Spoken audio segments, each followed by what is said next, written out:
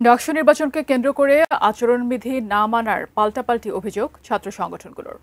প্রশাসনের নমনীয় আচরণের অভিযোগ তুলেছে একটি পক্ষ, আবার আরেক পক্ষ বলছে স্বাধীনতার আদর্শকে ধারণ না করা সংগঠনের সদস্যকে প্রার্থী হওয়ার সুযোগ করে দিয়ে প্রশাসনই প্রথম পক্ষপাতের সূচনা করেছে।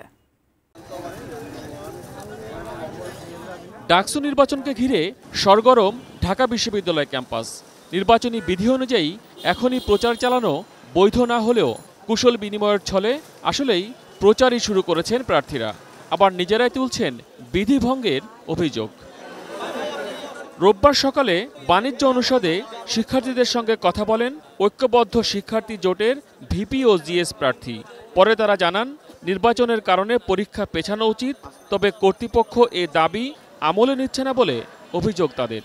আমরা সবাইকে অনুরোধ করবো, আপনারা কেমন ঢাকা বিশ্ববিদ্যালয় চান সেই প্রত্যাশাগুলো শিক্ষার্থীদের সামনে পেশ করেন, কিন্তু একজন প্রার্থীর বিরুদ্ধে সাইবার বুলিং করা, মিথ্যা প্রপাগান্ডা ছড়ানো, এর মাধ্যমে নেগেটিভিটি হচ্ছে। নির্বাচন কমিশন এখন পর্যন্ত আমাদের পক্ষ থেকে জানানো কনসার্নগুলো আমলে নিচ্ছেন না। কেউ কেউ রিডিং রুমে যেয়েও শিক্ষার্থীরা বিরক্ত ফিল করছেন, শিক্ষার্থীরা অভিযোগ দিচ্ছেন।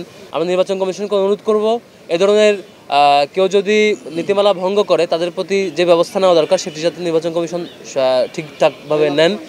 ভোটারদের মন পেতে একটি সংগঠন উপহার বিতরণ করছে বলে অভিযোগ তুলেছে প্রতিরোধ পর্ষদ। শিক্ষার্থীদের নাম পরিচয়ের বিভ্রান্তি এড়াতে ব্যালটে ছবিযুক্ত করারও দাবি করেছেন তারা। যে একের পর এক আচরণবিধি লঙ্ঘন করতেছেন বিভিন্ন ধরনের পর্ষদের নেতৃবৃন্দ। তারা এমনও করছে যে বিশ্ববিদ্যালয় প্রশাসনের সামনে, নির্বাচন কমিশনের সামনে আচরণবিধি লঙ্ঘন করতেছে, সেই বিষয়ে নির্বাচন কমিশন কোনো কথা বলছে না।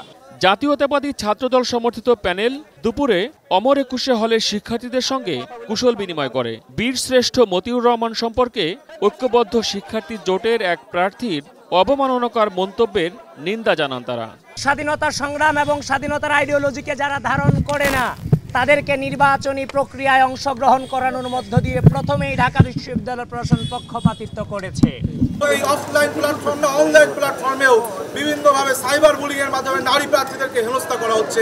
সাইবার জগতেও কিন্তু লেভেল প্লেইং ফিল্ড নিশ্চিত করতে ব্যর্থ হচ্ছে এই প্রশাসন।